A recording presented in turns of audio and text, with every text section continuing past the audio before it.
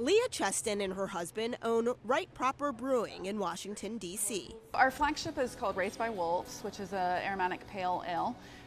But we brew all kinds of stuff. We brew beer-flavored beers and non-beer flavored beers, as we call them. Cheston is one of nearly 7,000 craft brewers in the U.S. who, along with beer lovers, raised a glass after Congress passed the Craft Beverage Modernization and Tax Reform Act 2 years ago.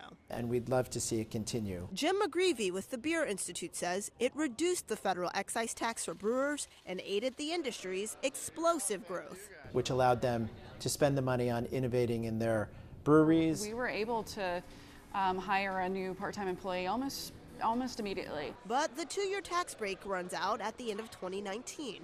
Supporters urge Congress to extend it or make it permanent. So if it were to go back to the old rate, the higher rate, that would be disruptive to our industry. A recent study shows that the craft beer industry contributed nearly $79 billion to the U.S. economy in 2018. It gives an amenity for the neighborhood, and then around that you start hiring employees and people come in with their families. Cheston says if Congress fails to act, taxes could nearly double and go up at many breweries by $10,000 or more. If that happens, prices could go up and staffing could go down. As a small business, that money has to come from somewhere. Supporters say the tax relief could provide stability to the craft beer businesses, its workers, and their communities. In Washington, Bree Jackson.